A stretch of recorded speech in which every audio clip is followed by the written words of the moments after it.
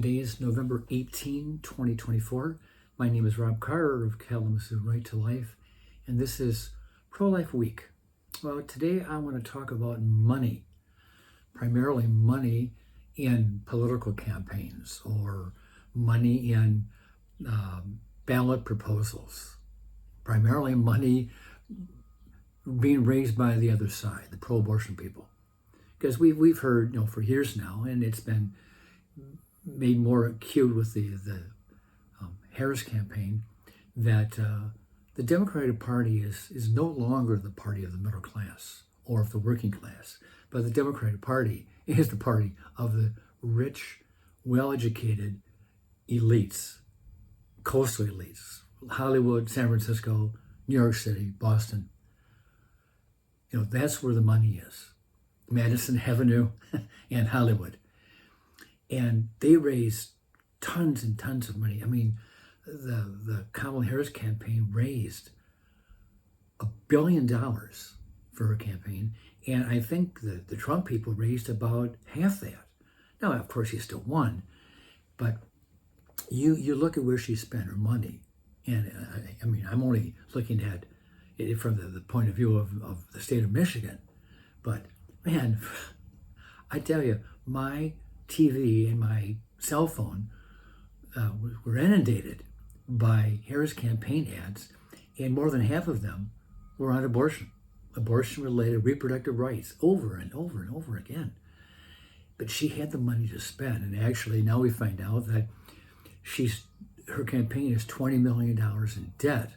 Well, how can that be when she raised $1 billion? But just got to show you how much they spent on abortion. So here's some numbers from some of these different states that held reproductive rights amendments or ballot initiatives to change state constitutions. In Missouri, we lost this one in Missouri by 51.5 to 48.5. It was a close loss, narrow loss. But in Missouri, the pro-abortion people raised over $30 million for their campaign, and they outspent the pro-lifers 6-1. So that's about $5 million.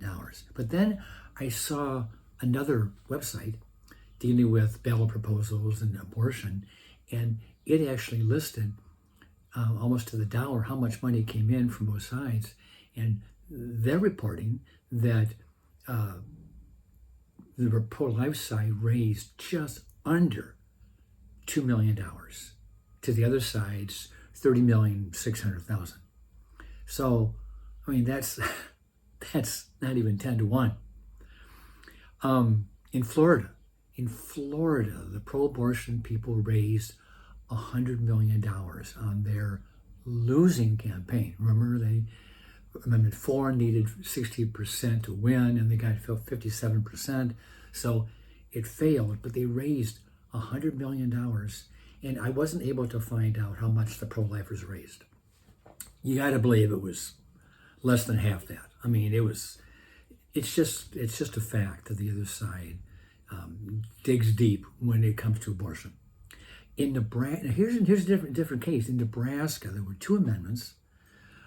One amendment said would have enshrined abortion rights in the state constitution. That failed. But the other amendment was the pro-lifer one that said that we will support or reaffirm the state's 12-week abortion ban, which is, obviously not as pro-life as I wanted it to be, but it's better than viability, or obviously what's going on in some liberal states where it's an abortion to the 7th, 8th, or 9th month. But in Nebraska, the pro-abortion people raised $14 million for their proposal. The pro-lifers raised $12 million. So it was really close in fundraising, and that may be a good sign for the future, because the other side's going to be continuing to use the strategy of advancing their agenda through state constitutional ballot proposals. You know they're going to do it. And we have to be aware. And pro-lifers need to find creative ways to raise money to offset the money raised by the pro-abortion people, because you know the other side is gonna dig in. You know, abortion has become, maybe back up, reproductive rights, because that's what the other side would use. Reproductive rights has become a defining issue for the pro-abortion people. It is who they are. It is part of their core being. The right to end a pregnancy for any reason at all.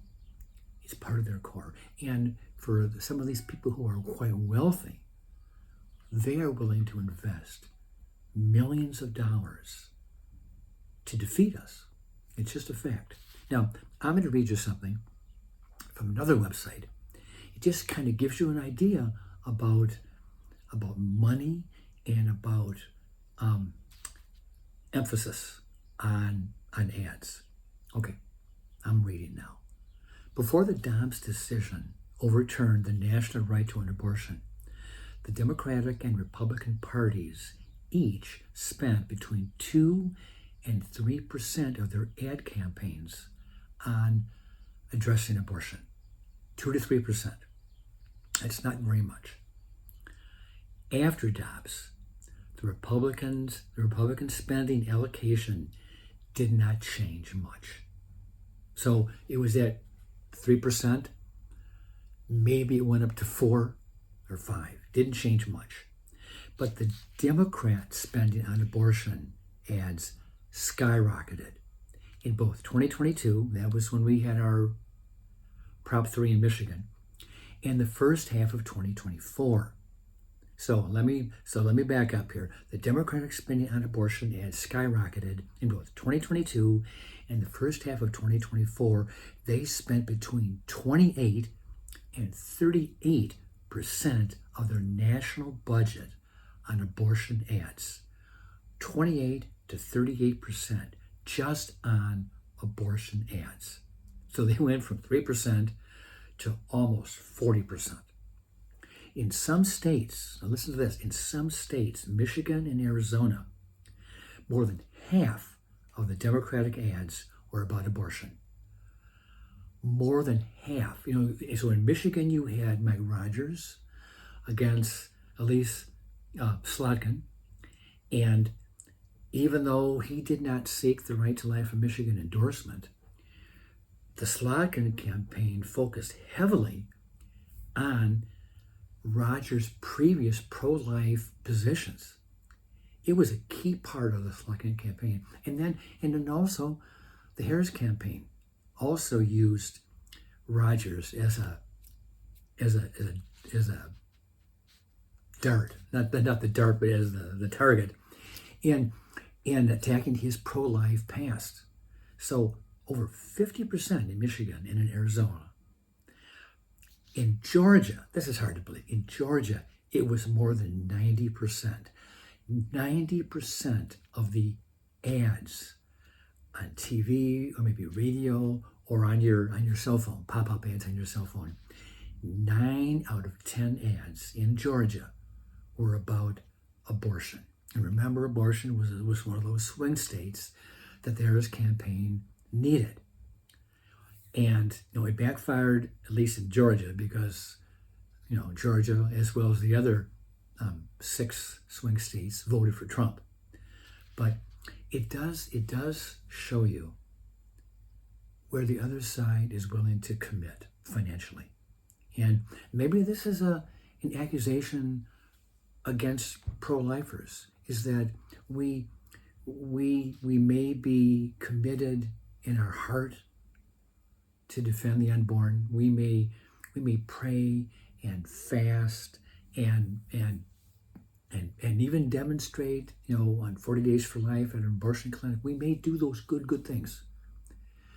But then when it comes down to fundraising, Does the pro-life movement have what it takes? Do the pro-lifers in our various states have what it takes to match dollar for dollar the other side? Because like we saw in Nebraska, if we can match them, we have a good chance of winning. In Michigan, we raised $25 million, but the other side raised somewhere between 40 and 50 million. We just could not match their ability to counter our ads with over and over and over again, more and more ads that deceived the Michigan voters. And we just couldn't beat it. So I guess that's my warning or my charge to my pro-life friends. We need to be more committed mentally, spiritually, and financially in this cause, because if we are outspent on a regular basis, we will lose over and over again. In some of these other states that may be pro-life now, but the other side is going to get a petition drive to get enough signatures to put it on the ballot. We need to defeat it, and we can defeat it. We can defeat it if we have the resources to do so. Well, with that, I'm going to let you go, and I'll see you next time.